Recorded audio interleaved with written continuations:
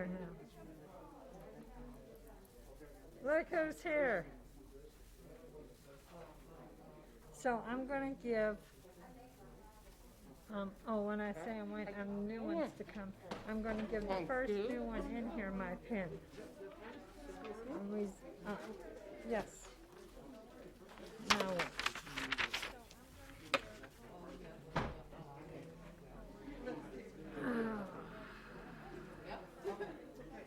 Always at the last minute.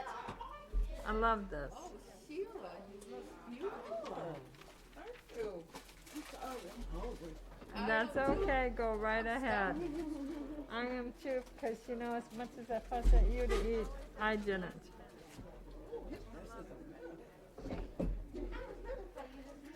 Who's up here getting ready for the meeting? How you doing?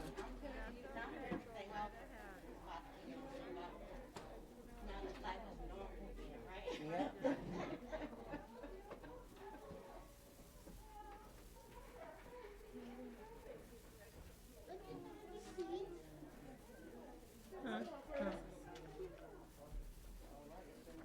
What is that?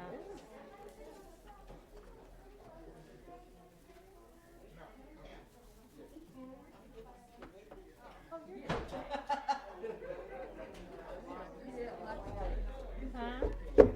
Yeah, it is. It's a long one, isn't it?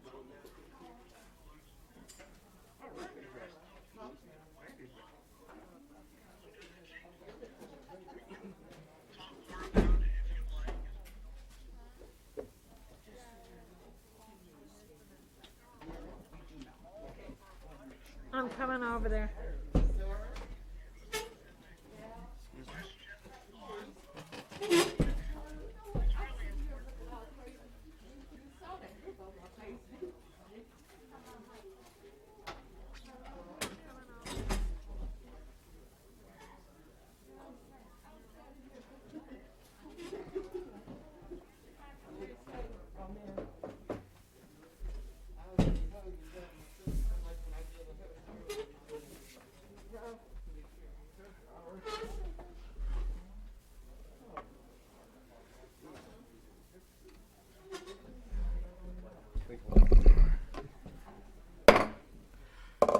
We're going to call to order the 269th session of the 10th Council, December 28th, 2021 at 12 p.m. Roll call, Ms. Sheila. We're going to call to order the Carter. 269th session of the 10th Council, Miller. December 28th, 2021 Petula. at 12 Here. p.m. Shramsky. Roll Taylor call, Ms. Burks. Present. Waterman. Williams. Sheila. Present. Mr. President, you have a quorum. All right, I need an authorization to excuse Councilwoman Shramsky and Councilwoman Miller. So move for personal reasons. Support. Okay. All right, it's been moved and supported. Any discussion? Seeing none, roll call. Petula. Yes. Taylor Burks. Yes. Waterman. Williams. Yes. Carter. Yes. All right, they have been excused for personal reasons. All right, brings us to amendments to the agenda. Is there any amendments to the agenda? Yes, Mr. President. Yes. Due to the fact this is a study session and this was our last meeting, I do not understand why all this stuff has been put on our agenda. So I'm going to ask that number 8 be removed indefinitely because of the fact that I spoke on last week that the pension fund cannot go below 130%, and to try to do this after the money has been transferred is a not, so I would like to have that removed. Also, I'm not understanding why we have number 10 on here. That needs to be removed.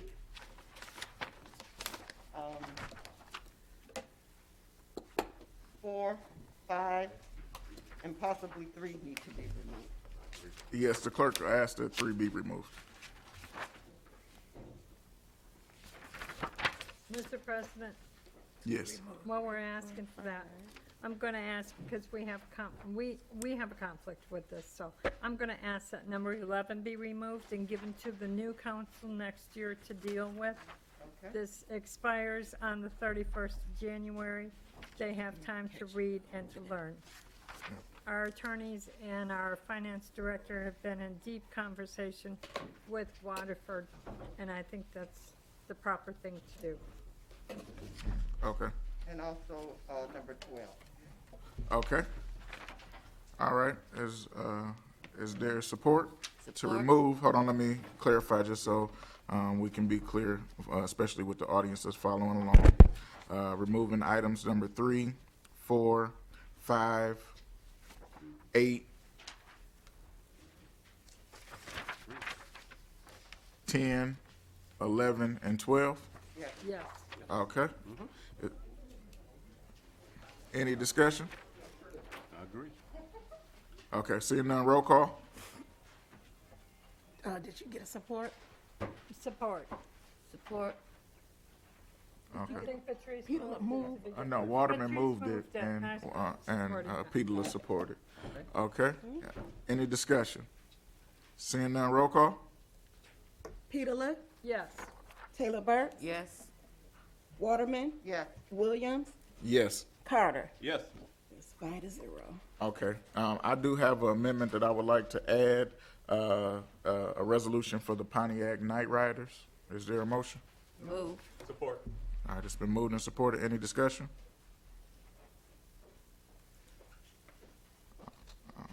And I would like to add that right after public comments.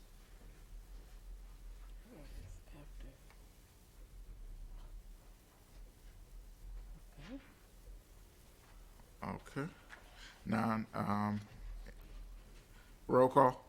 Taylor Burks, Yes. Waterman, Yes. Williams, Yes. Carter, Yes. Peterle. Yes. 5-0. All right, now I need a motion to approve the agenda as amended. So moved. Support. Okay. Any discussion? Seeing none, roll call? Taylor Burks, Yes. Waterman, Yes. Williams, Yes. Carter, Yes. Peterle. Yes. 5-0. Agenda approved as amended. Okay, I'm gonna take my last point of privilege as council person to recognize State Rep Brenda Carter.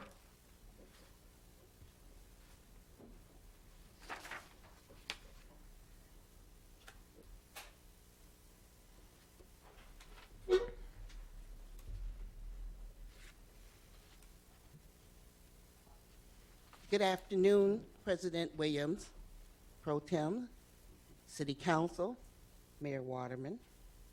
Thank you for this opportunity to speak. I was not here when your tributes were presented to you, but you were so worthy of them. We went through a period of time that nobody in this century has gone through. We went through a pandemic, and we're still going through a pandemic. We went through an insurrection. We went through times when partisanship has been very, very prevalent. But yet and still, Council, you have stuck by your community and done a great job. So on behalf of the 101st Legislature of the state of Michigan, I'd like to extend personally my thanks to you for your service. Some of you have served over a decade. Some of you just came on. But during these turbulent times, I applaud the effort and work that you've done. This city should be very proud of your service. Thank you, President. Thank you.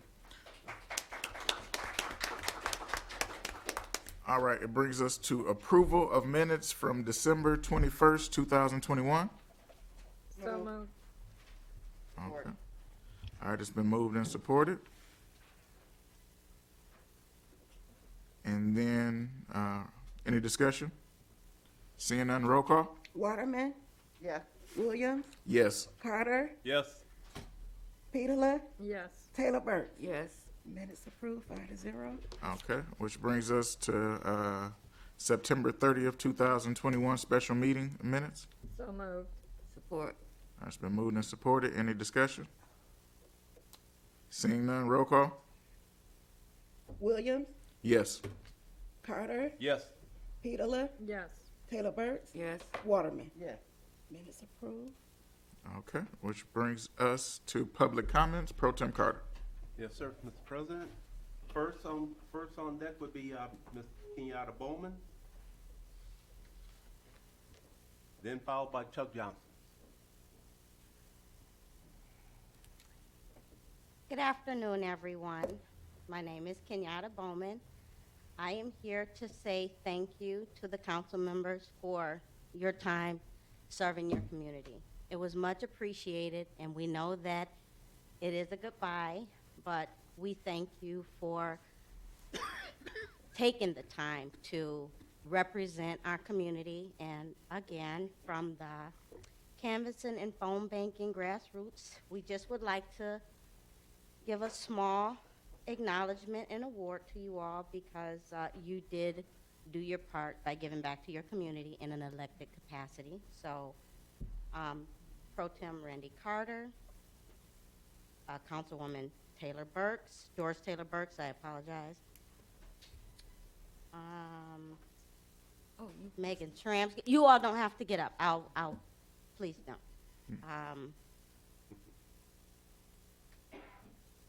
Mary Petola, Gloria Miller, and also wanted to acknowledge Deputy Mayor Mark Holland. So thank you all for giving to the community and the capacity in which you did serve. You will be missed, and I do apologize for not acknowledging Mayor Waterman when I got up. So thank you all. Everyone have a great day. Thank you. Thank you. All right. Excuse me, Mr. Fortune Anderson? Yes. Yes, and then final one would be Mr. Chuck Johnson.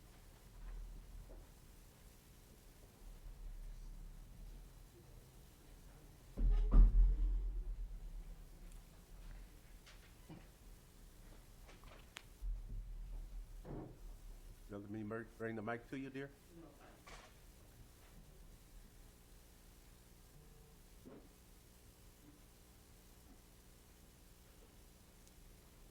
Hello, everyone. Once again, as I have done for many, many years, I'm here to make special presentations on behalf of the Michigan Recreation and Park Association. But before I do, I want to acknowledge the wonderful people that sit up in front of us who have been the leaders of our community for a long, long time, who have persevered, who have been committed, and who have been very present in our community. It occurs to me that this is a historic day or historic meeting, that people leave and people come in such masses. I want to take just 1 second to acknowledge Charlie Yarbrough, who was the very first woman firefighter in the city of Pontiac and in Oakland County. Now you can sit down. It's only one thing about the city council in Pontiac is that we are able to share things. I want to tell you that the Community Service Award presentations have been something that's been in Pontiac and in the Michigan Recreation Park Association for over 40 years. Pontiac has always been recognized. And what's good about this award is not only are these persons acknowledged and honored in their own community, but throughout the state of Michigan.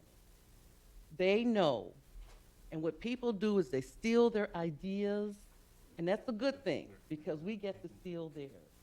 And I'm just sorry that it can't be something that is, can be publicly done in Lansing as it has been before this very, very critical time in which we live. But we're going to do it now. Plaques have come. The first Community Service Award is going to be to Jonathan Chambers and Company. Please join me.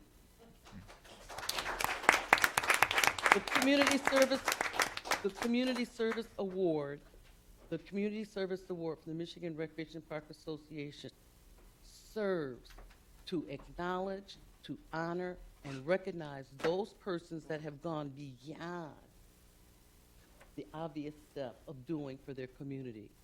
But those persons who have just taken it upon themselves to show their love with what they do. Jonathan Chambers and Company, for many, many years, have done a sneak attack at Murphy Park when the snow is really snowing and deep. He has provided with his own finances, sleds, and what is needed for people to have a wonderful time on the Murphy Park sledding hill. One of them yours or not? This past season, however, he went over and beyond that and said, okay, we have to do this up.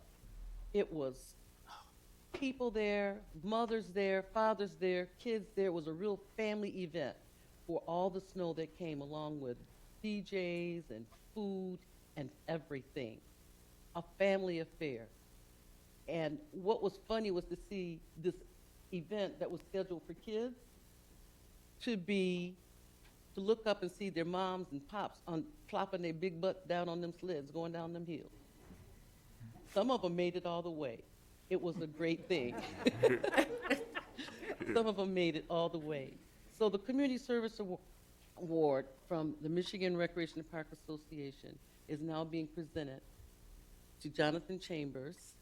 And if he would come, where's your company?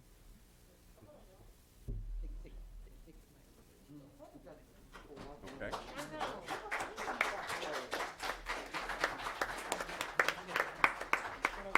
Thank you. Evidently, they can't read. Thank you. I mean, I do what I do because I am honestly Pull the mic up. Porsche. I'm sorry. There you go. I do what I do because honestly, I am a product of Porsche. I mean, growing up with Porsche, with the Bobby Kaisers, I mean, the list goes on and on. And I remember, I mean, growing up, walking from the South Side to Murphy Park to have fun. And with this pandemic and everything that's going on, these kids and everyone as a whole needed some place to kind of blow off some steam and have fun. So I don't feel there's anything special. It's just what's in me. All right.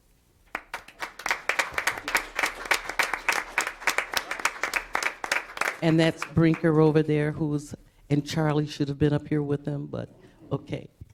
My other award, now this award is from, this is a 2-year event because of the COVID. And the last one, I need to ask Councilperson Pro Tem Randy Carter to join me at the mic, along with his loving, beautiful wife. Isn't that sexist or what?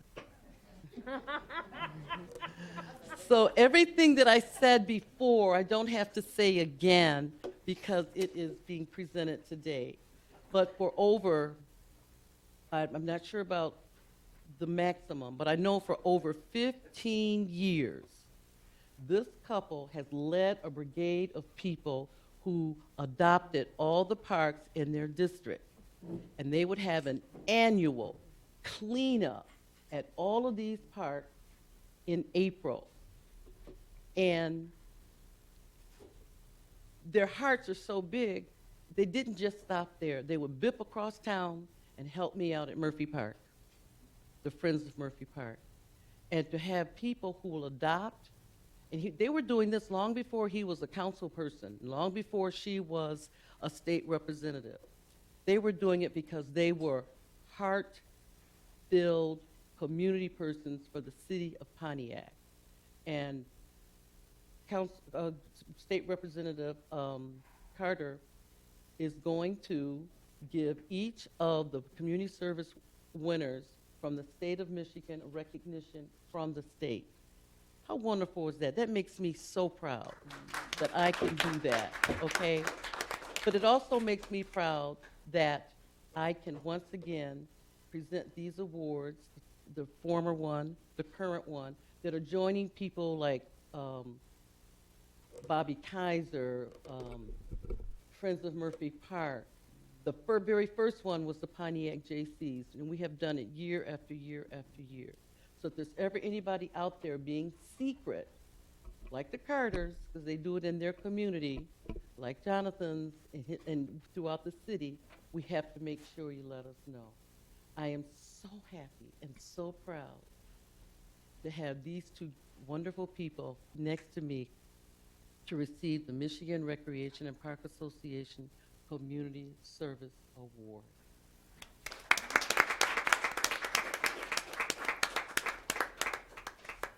Well, thank you, Portia. I'm very modest and very honored, and it's just something inside of us, and this is what we do. And we'll continue. We love Pontiac, and we will continue. More to come. Thank you so much, Portia. We started this journey when we saw a 3-year-old kid in J.C. Park pick up a syringe thinking it was a toy. We looked around J.C. and we found a lot of things that was not recognizable to a toddler as a toy. So we began our brigade of cleaning parks. Last year, we had the honor of not only cleaning parks in Pontiac, but we cleaned parks in Sylvan Lake, Kegel Harbor. We went to Auburn Hills because it's something that's inside of us. And I just want everyone to know that, yes, my husband is absolutely correct. We haven't stopped here. In fact, we're keeping my fingers crossed. And I want to say this so no one else takes claim to this. Right now, I've asked for a $162,000 appropriation to refurbish every single park playscape in Pontiac. Did I get that number right, Jonathan? Yes. Thank you very much. So, Portia, I love you. Thank you, my sister. You've been on this journey with us, and we are very, very appreciative of this award. Thank you. Thank you.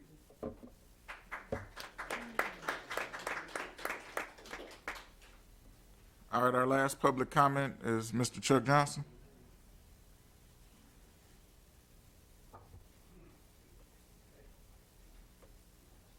Thank you very much. Good afternoon, ladies and gentlemen, those of you in the audience and those of you at home watching by television.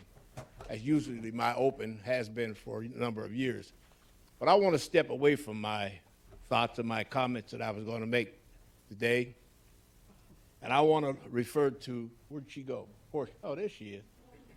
Portia has been an anchor in our community for years and years and years, and I respect her, and I love her, and I'm glad that a person like her is available to this community, and she's made herself, her and her husband, as a matter of fact.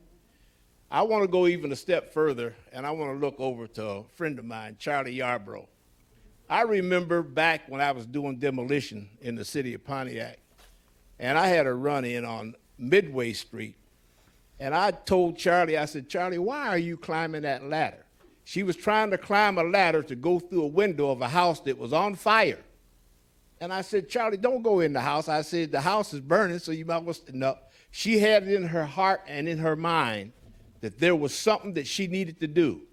And I applaud her from that day to this for her efforts, her time, her love, for being the lady that she is and a firewoman that she was. And God bless her and her husband. And Merry Christmas to all and Happy New Year also. Bless you, Charlie. Mr. President, any public comments? Okay. All right, which brings us to the resolution for the Night Riders. Ms. Granderson, if you want to read that.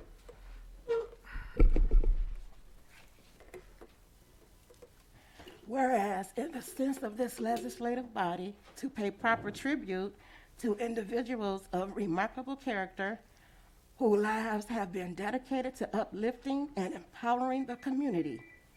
And whereas the Night Riders Motorcycle Club, founded by a group of bikers led by T.J. Johnson, Robert Holland, Henry Leach, John Graves, and others, was organized in 1971.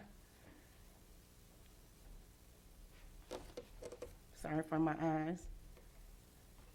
Constituted 50 years of service to Pontiac, Michigan.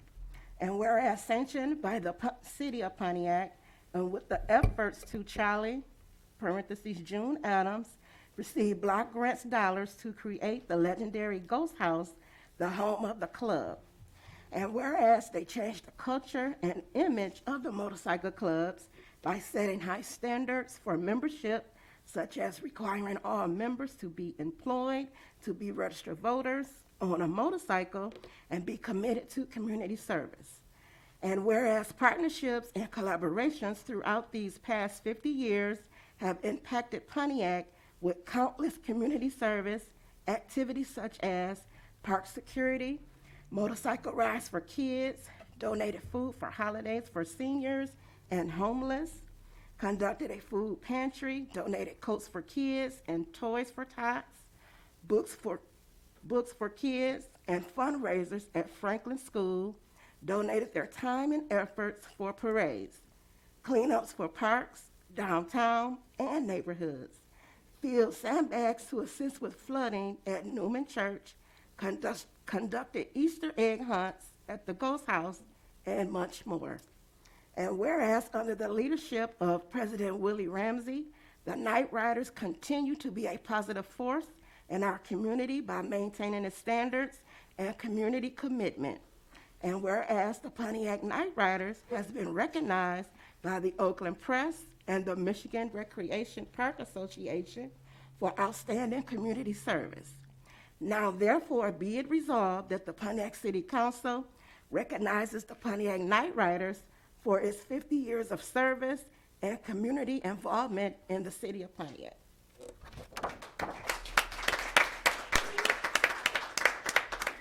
I believe we have representatives from the Night Riders here. Yeah, too.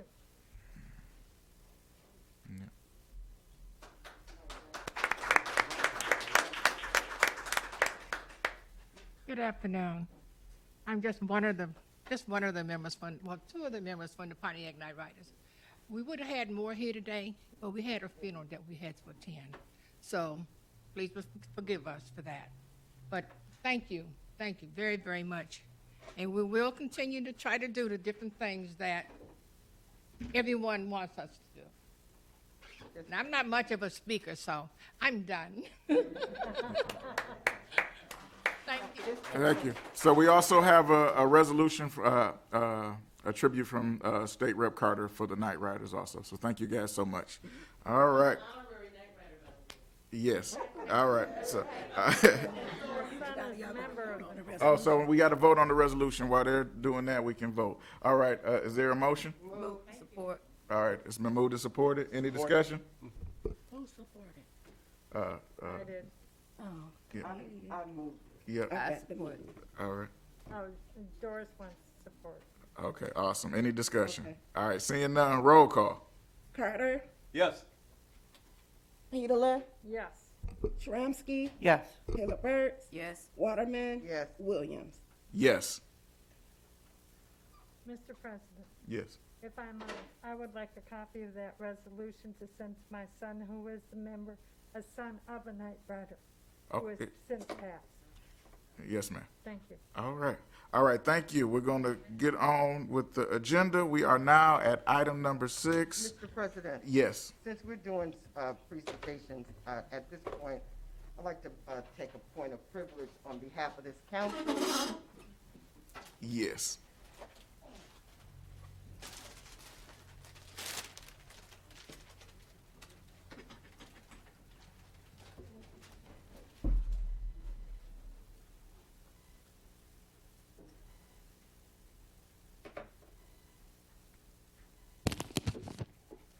To all that's here today, on behalf of the Pontiac City Council, we want to honor our own. Attorney Monique Shaw.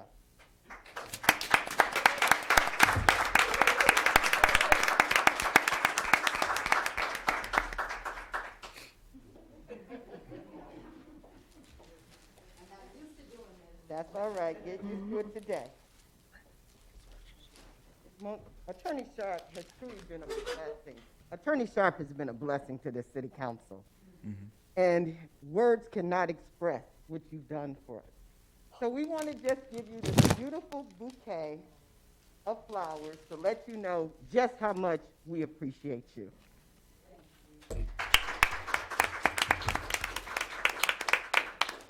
I want to say thank you to all of you for this. I wasn't expecting it, and I'm going to miss you guys. I mean, like I said, it's been a long road. We agreed, we disagreed, but we got through it. We worked together as a team, and I'm going to miss you guys. Thank you. Thank you. Thank you. Well deserved.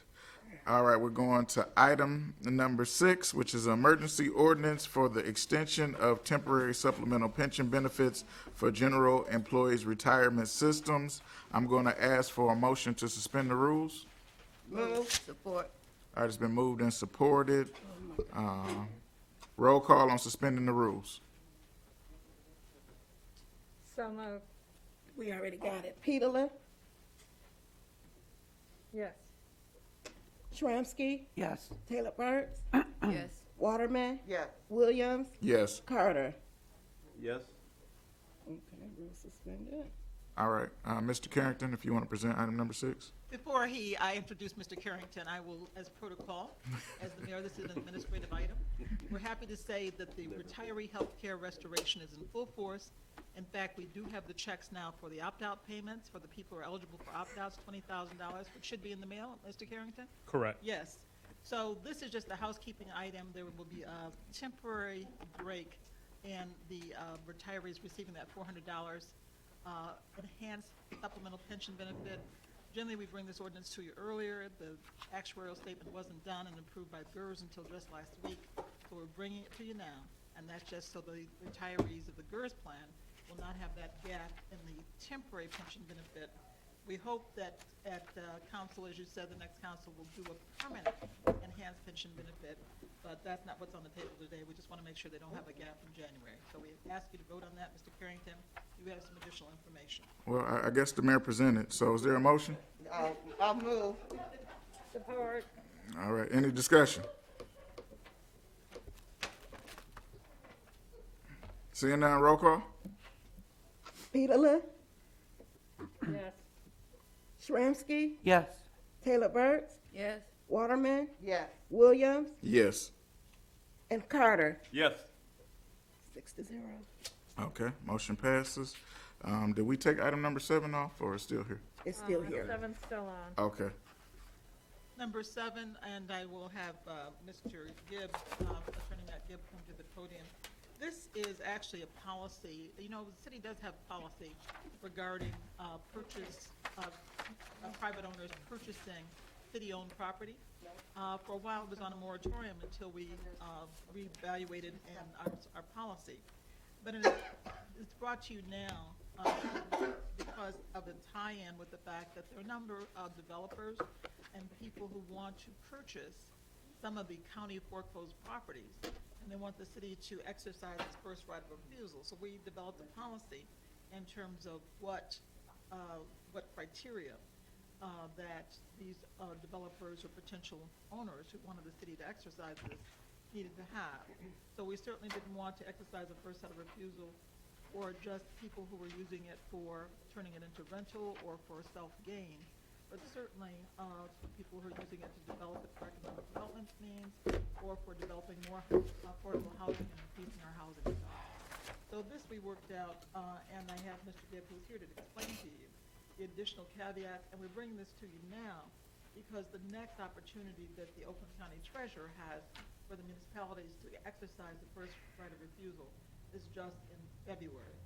So if we want to act on that, we need to have council be aware of this policy and the principles under which they might exercise the first right of refusal for some, if not all, of the properties that are now on the auction block because of the Oakland County Treasurer has them on the foreclosure list. Matt, do you have something else to add to this? Good afternoon. Merry Christmas and Happy New Year, each of you. It's good to see you. Just briefly, the policy that's before you deals with really 3 levels of an ongoing diligence from the Planning and Economic Development Group. We consistently get requests for people that have parcels that are adjacent to theirs, that are small parcels that have very small negligible value. We get industrial owners like on Paddock and other streets where they're looking to acquire small little strips of 10 and 20 feet that would allow them to expand their building, and those are all city-owned parcels. And so the policy deals with a very specific procedure on how to address those requests. The policy also addresses larger requests that the city gets on larger city-owned parcels like Kennett Road landfill and others, where a developer might approach the city, so that the city has some teeth and some tools to use. And then lastly, as the mayor has described, what do we do with the myriad of properties that would go to out-of-town or out-of-state or out-of-country investors instead of localized developers that would take a stake in the properties. And so it approaches those three. It has some very specific procedures on how that would be addressed. That would include appraisals, would include very strong development plans, and it's a very comprehensive policy. Regarding the right of first refusal, we did put in a procedure that's very similar and akin to what they've done in other cities across the state of Michigan, as well as across the country. But places like Grand Rapids, the city of Detroit, the city of Lansing have policies that are specific to the statutory right that the city has to elect to exercise a right of first refusal. And what that means for the public is that the city would be, after the state has been offered an opportunity to buy a piece of property that's been subject to tax sale, usually the state declines. They don't buy properties within cities like this.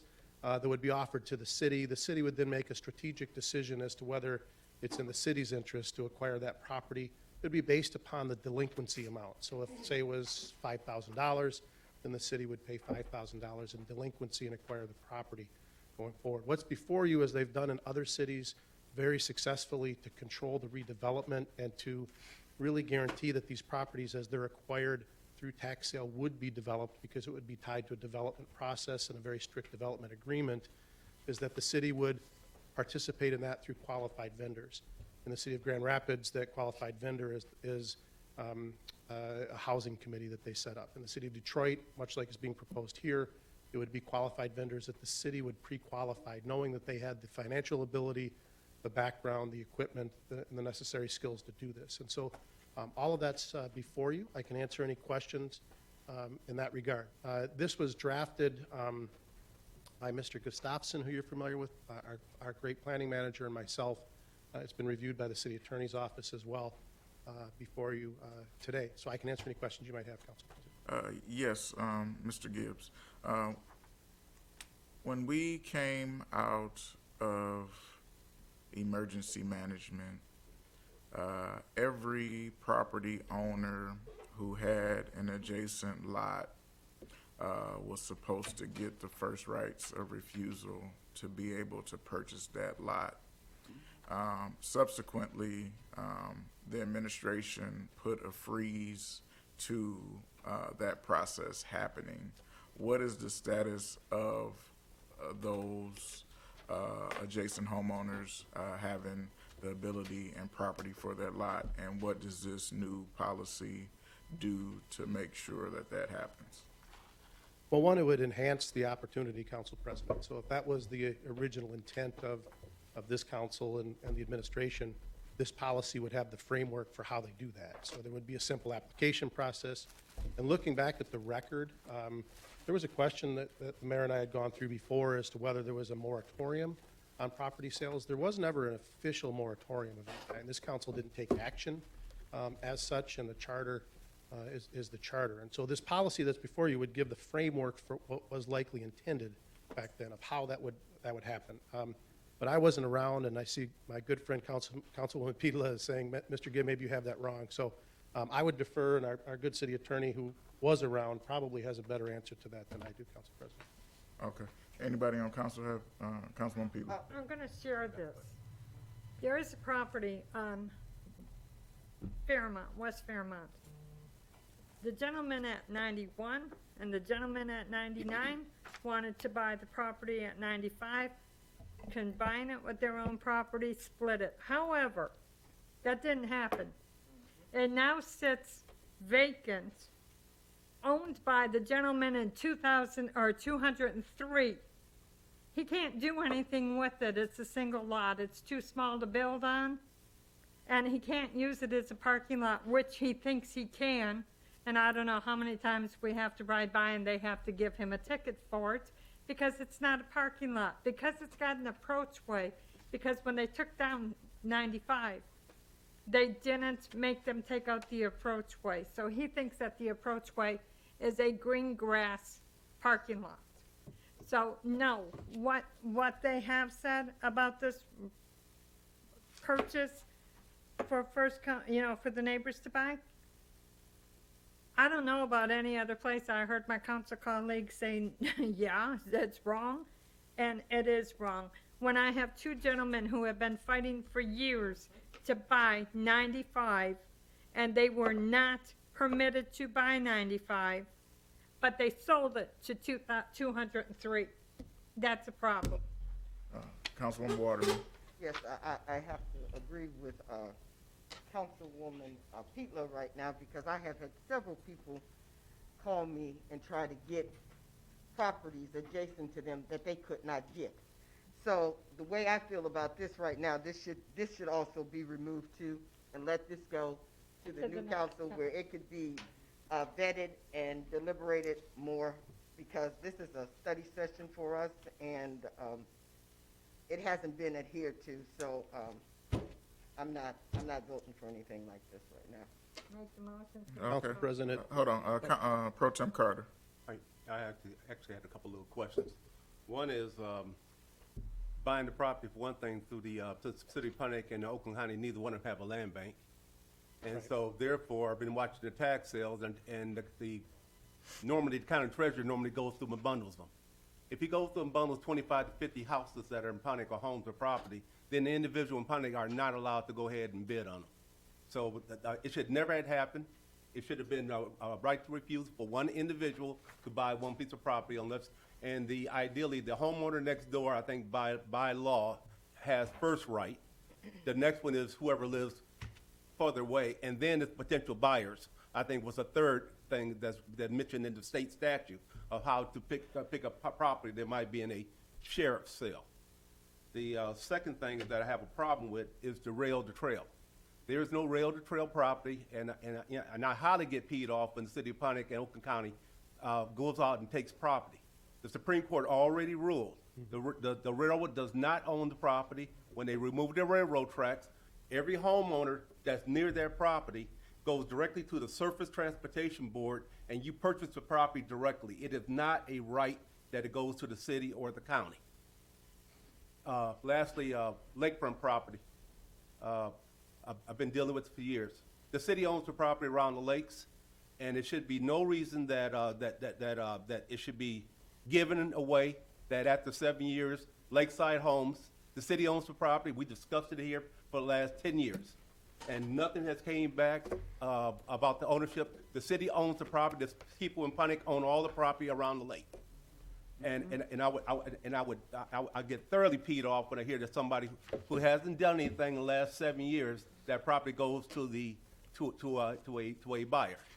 So I would like to have that those three things resolved. And Ms. Waterman, Councilwoman Waterman, I agree. This is something that we should even touch. We've been dealing with this for decades. Thank you. All right, If I Mr. could Gibb. confirm a couple of things for the public. So, Pro Tem Carter, your first example, pseudo question about the bundling of properties that the treasurer's office has done at the county is what this policy is trying to undo, so to speak. What's happened in some of our larger investors that have been predominantly from overseas that have resulted in some of the permitting and ongoing problems that we've all endured in the last couple of years is because they've done that practice. This policy would allow the city to undo some of that. That would allow the city to have a more aggressive look, localized developers to have more aggressive look. As to the adjacent, the rail to trail, you're exactly right. Any person can approach the abandonment of that railroad right away and purchase it themselves, and the adjoining property owners would have preference to that. What we have right now is Mr. Gustafson and I get contacted repeatedly, almost every week, of people that have these small slivers, and one of them is a former railroad property that the city somehow owns, and I've looked back, I don't know how they own that. So what the policy is trying to do is really address some of that, and through the chair to Councilwoman Waterman, and thank you for your leadership all of these years, Ms. Waterman. This is a starting foray, but there is a little bit of urgency, which is why we wanted to bring it to you. One, to get your thoughts. You've got years of leadership and insight into this, but to get the matter moving forward as a principal matter. The right of refusal is a very powerful tool that the city hasn't used, and if they were to use that, it would become a very, very practical tool for them to clean up exactly the concerns you expressed, Councilman Carter. All right, thank you, Mr. Gibbs. We're going to move on to item number 9. Hold on, Council President. Yes, Attorney Sharp. So, what is your pleasure with this? Because if you leave it the way that it is, then the new council will be forced to deal with it at their first meeting. So, are you going to vote to take it off, or are you going to have this table? You understand? Because if not, it's going to roll over to their first council meeting. Okay, well, we need to suspend the rules then to table it. Thank So is there a motion to suspend the rules? So, Who moved it? Okay, I'll take the move from Taylor Burks, the second from Pedala. Roll call on suspending the rules? Shramsky, Yes. Taylor Burks, Waterman, yes, Williams, Yes. Carter, Yes. Pedala. Yes. All right, now, is there a motion to table item number 8 for, Seven, item Seven. seven. item number 7 indefinitely. 7 indefinitely? Yes. Yes. Okay. Is there a second? People and Carter. People and Carter. They both said it at the same time, so I want to know what Okay, second. so Randy can move it, I'll second it. Okay, sounds good. I just want to make sure the paperwork is right. This our last meeting. So, okay. Any discussion? Seeing none, roll call. Taylor Burks, Waterman, Yes, Williams, Yes. Carter, Yes. Pedala, Yes. Shramsky. Yes. All right. Item has been tabled indefinitely, which brings us to item number 9. Madam Mayor, who's presenting? Yes, this is a housekeeping item, an item that comes from the federal government each year, expressing and determining what the federal poverty guidelines are. And I do have our finance director, Mr. Carrington, here to present that. Good afternoon, Council. So as the mayor indicated, this is a housekeeping item. It's something that's presented to Council on an annual basis. It's in connection with the poverty exemption from the city's property tax process. And we're required each year for the city and for Council to essentially adopt the application and most importantly, the income guidelines. So we have that item before you for your approval so that we can be in a position to issue the applications and process them in a timely fashion. Okay. Mr. President, I would, since this is a housekeeping item, and this is something that we do yearly, I would ask to suspend the rules so we can move on this one and be done. Okay. Is there support? All right. It's been moved by Waterman, supported by Taylor Burks.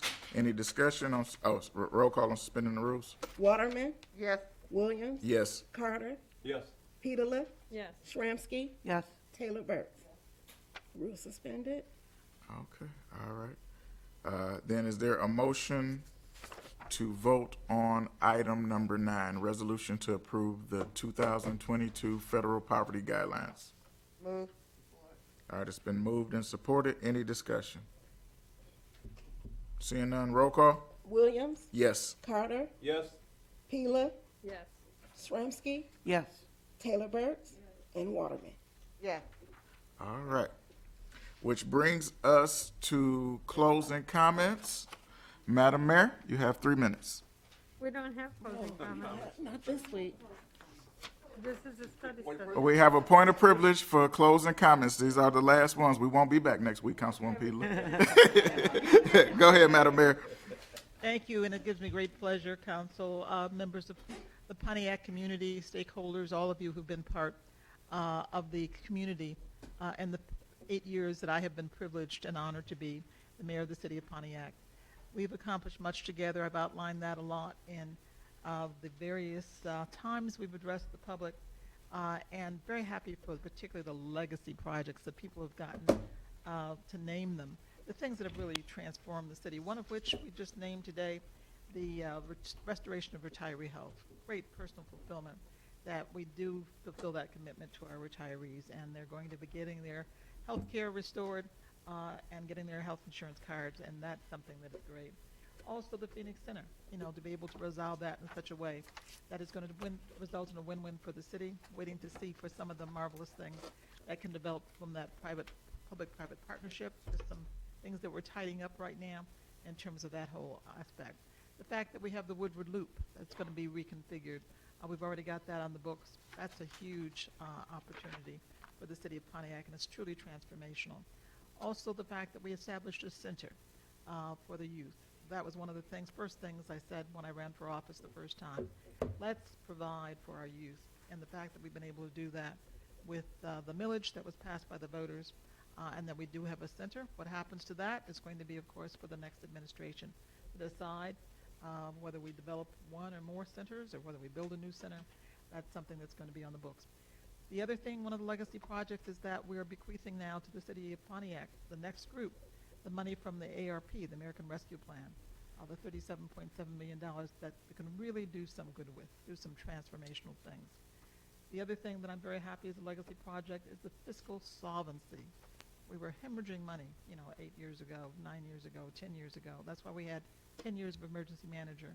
From the first day I inherited office, I walked into a $20 million deficit. We sit now with the budget that I'm handing over to the next group of administrators, $71 million of working fund money. That is truly a transformational change that truly allows the city to work in a way that we can do some good for the citizens, which we always want to do. So there's many other things. The fact that Pontiac is now recognized as a destination city for the first time ever. We had such entities as Motorbella and also the Dream Cruise and the other things, but they're coming to the city of Pontiac right now. That was a changeover, and that's one of the things we took on under ourselves to make this a better community. I'm happy for all the persons, and many of whom were named, awards, some of who haven't been named, some who've been nameless, but have worked so hard to step up and make this a better community. I was happy to I would work hand and shoulder with them, happy that they gave me the privilege and the confidence in leading the city through this period. And with that, I say, I'm not going anywhere. I'm still a proud member of the community for the Thank last you. 50 years, and I'll still be here. I've got some other Thank you. projects. That's your time. All Thank right. you. So, farewell. Ms. Granderson. Well, to the council, I'm gonna miss you guys. Oh, don't cry, please.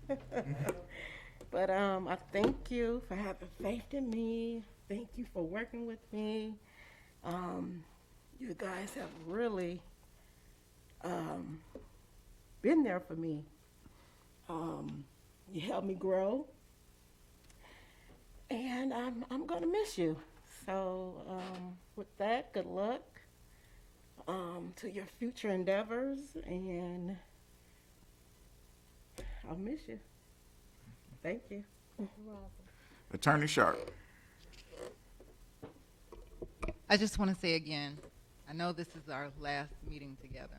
I'm going to miss you guys. Even though you may not have been able to accomplish all that you wanted to accomplish, you guys put up a heck of a fight, and you did the right thing. And with that, you should be able to sleep at night knowing that you did right by the citizens of Pontiac. So feel good about that. Thank you.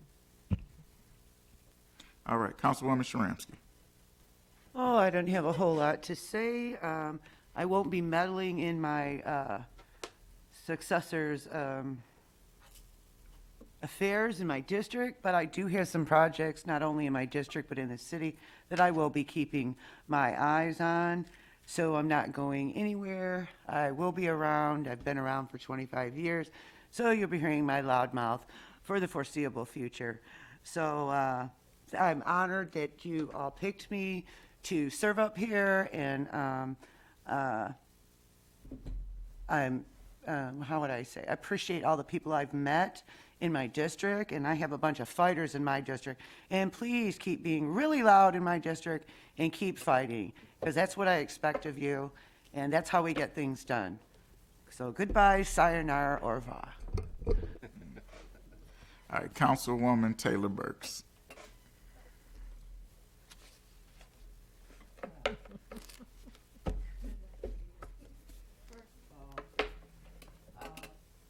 I will miss all of my co-workers, especially the big guy, who I took him under my wings when I came on board, because I started getting letters from Lansing and different places that all of these things were going on, and they were free, and they didn't have anyone from Pontiac, you know, to be there or anything. So I said, well, I'll go to one meeting. And I did go to one meeting, and I enjoyed what was going on. And so then when I came back, who did I jump on? I jumped on the boss man, and he tried to give me some excuses, but he knew that was out. And we went to several places together, that meetings and things that they were having. And then they took to him and forgot about me. But I enjoyed that, because that is what I do. I like working with young people, because my time is up. But as long as God give me strength and I can talk or whatever, I'm going to help the young people.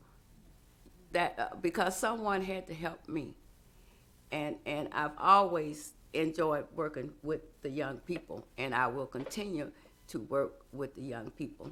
I won't be coming down here. I don't care what they do, as long as they don't come to my house.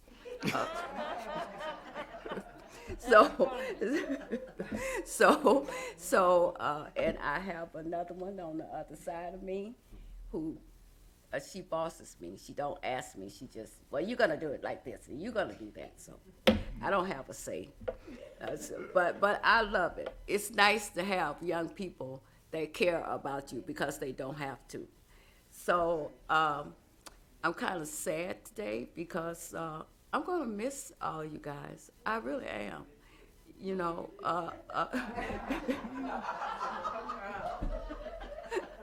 We've had some ups and downs, but we worked it out, and every one of you know that I always had my phone open up to you to call me at any day, any time, and if I could help you, I had no problem with doing that.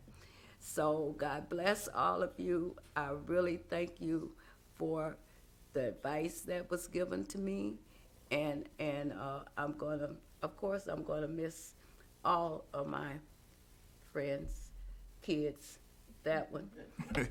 but that's the one I'm gonna stay on top of.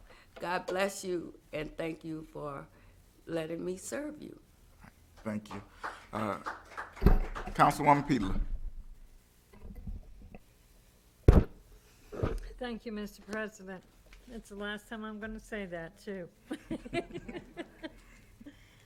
I want to thank Sheila for being here with us from the day that we stepped on board at 2010. Sheila has always been an assistant. She's always been a very supportive and very together person to help us.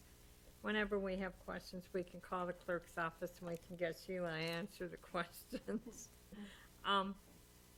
You're welcome, and good luck to you in your future endeavors. I want to thank all my colleagues for serving with them, and Monique as well, and wish you the best of luck in all your future endeavors, because there are some of you that are going to keep on going. There's some of us that are going to retire. Did you hear what I said? Some of us are going to retire. But I think the most important thing is the residents. The residents that come down to our meetings on a regular basis, the residents that call us day and night and don't care what time it is. I am the one that was crazy enough to have my phone from my office forwarded to my cell phone. So I think I might have gotten a little bit more calls. And when I say day and night, I do mean day and night. Sunday through Monday, Monday through Sunday. Doesn't matter. They're still going to call if they have a question. And that's okay, because that's what we're here for. And we enjoyed it. Some more than others.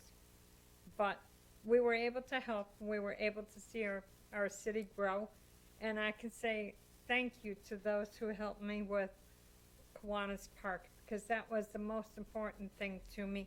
I have served on CDBG and the Block Grant Coordinating Council since 1992, and we have fought to get new playground equipment over at Stanley Park, the Rocket Park, North Kiwanis Park, whichever you want to call it, because that rocket was about to fall down.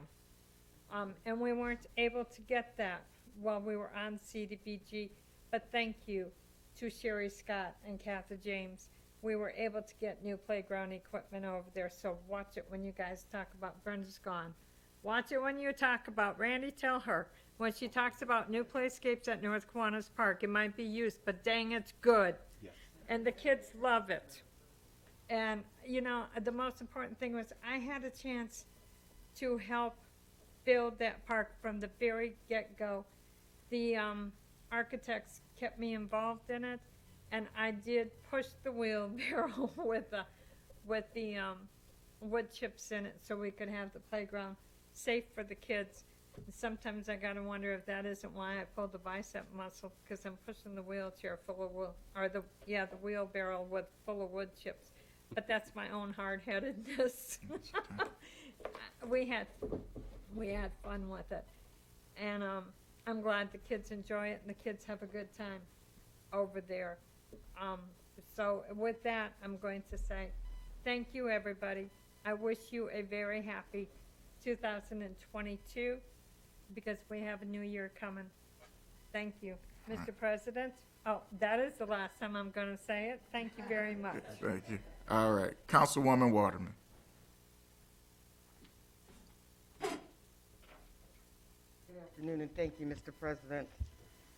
I have to write mine down because I feel a little emotional. Today is filled with many emotions for me. I want to thank the residents of District 1 and the citizens of Pontiac for affording me and allowing me to serve you for 35 years.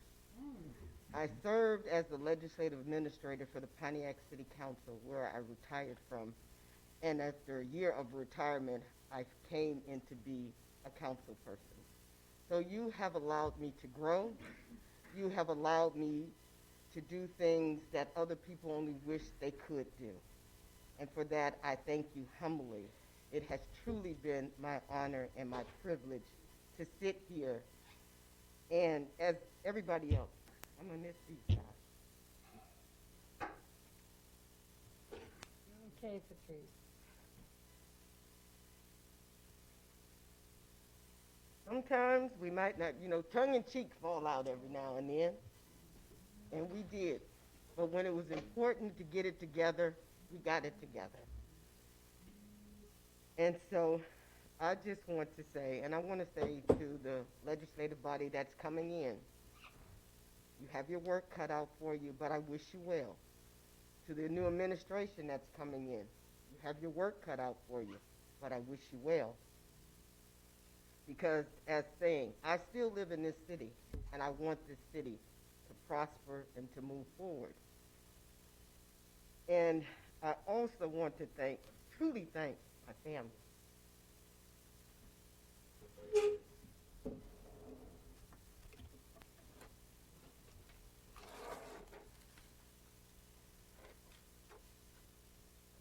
My family was with me during this. I lost my grandmother when I was sworn in for this last one, and I miss her. Because when things would go wrong, I always had her to put me back in place. And so there's one grand lady that I want to say, thank you, thank you, thank you. And that's Miss Velma Stevens. There is not another lady like Miss Velma Stevens in this city. She truly is a grand, grand lady. And thank you. Thank you, Miss Stevens. Thank you for believing in me. Mr. James Chapman, Ms. Marcia Rogers, to the Citizens Community District Council, Mr. Robert Bass, to the Crestwood Block Club, Mr. Quincy Stewart, thank you for allowing me to serve you. And truly, thank you, my colleagues. I love you. And Happy New Year to you all. Pro Tem Carter. Hello, everyone. I guess it'll be the last time you hear my voice from this side. I really like to thank my wife and especially my residents, and especially my Fab 500. Yes, I have 500 members of the residents that I communicate with frequently. And when I make a decision, I always contact them. I have 14 neighborhood watches that I've been over for the last 10 years. I just want to say that, being the city is being the voice of dissension most of the time because people don't understand. But even things like GERS, I have the GERS records from '74 to present. So not saying I'm authoritarian, but I do like to keep records. And for those that might need records, I will have my memoirs, and I do have all my records from all the recordings of the meetings that I attended, and whether I voted yes or no. And if I voted yes or no, I just want all the residents of District 4 to know that I will tell you why I voted yes or no, and I told you publicly. And if you needed documentation, I provided documentations. And the hardest thing about being a dissension, or which most people would say, if you don't agree with everybody, don't run with cliques, is just the idea that we're dealing with things of nature in government that are malfeasance, misfeasance, and nonfeasance. And nonfeasance by far is the worst. Is this the inaptitude of not doing the damn thing about nothing. It just sits there and it goes away. But one of the things that you will find out being a dissension is being a whistleblower for whatever reason, you will be attacked and you will be flogged brutally in the middle of, and the courts themselves, the courts turn a blind eye. No matter how much documentation you bring, it's all political, and the courts will not act upon it. No matter how far you shove it up, whether you go up to the AG's office or whatever, which is the top cop of the state. Things will happen the way they're going to happen because that's the way they always happen. But with that, with no animosity, I love serving, and I love being honest, and I try to be humble. Sometimes it's hard to be humble on this side. But on a lighter note, I would like to let you know that the Pontiac Sister City will be going on this year. For next year. We attended with the Japanese Council a few times. It'll be 42 years this year. They will come. August, September.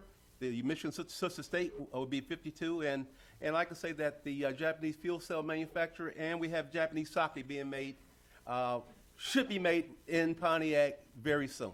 With that, with a lot of love, I want to say everyone, and thank you for letting me serve. Good night. Good afternoon.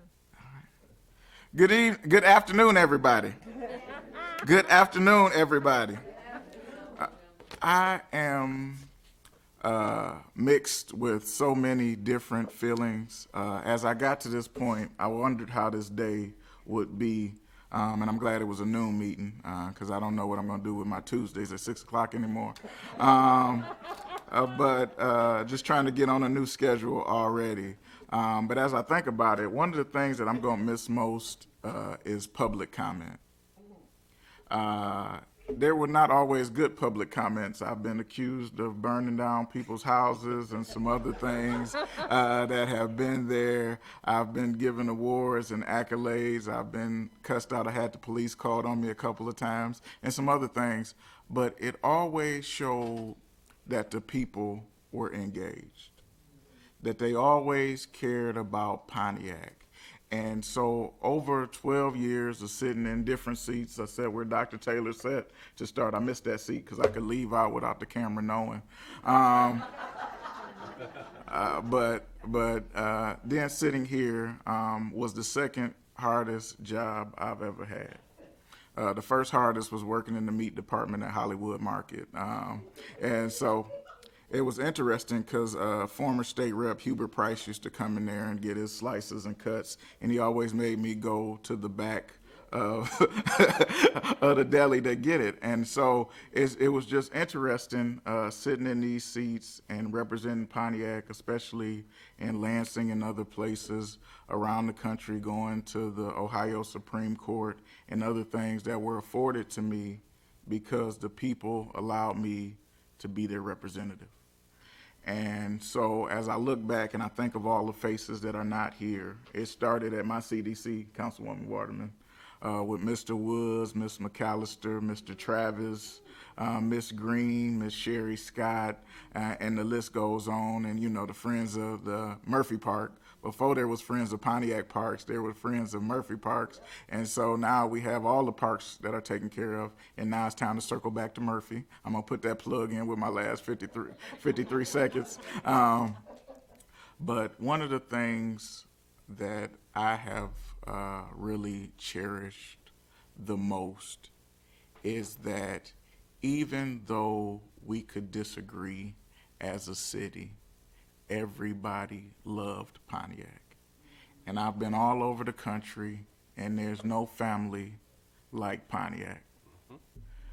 Is that good or bad? What? Is that good or bad? Well, I heard at a funeral the other day that friends were the people that God placed in your life to apologize for family. So,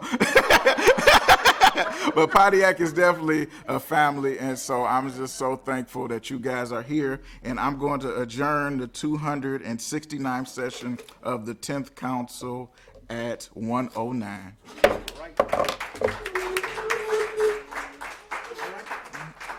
Sir? All right, that's all. Okay, this will be the last one.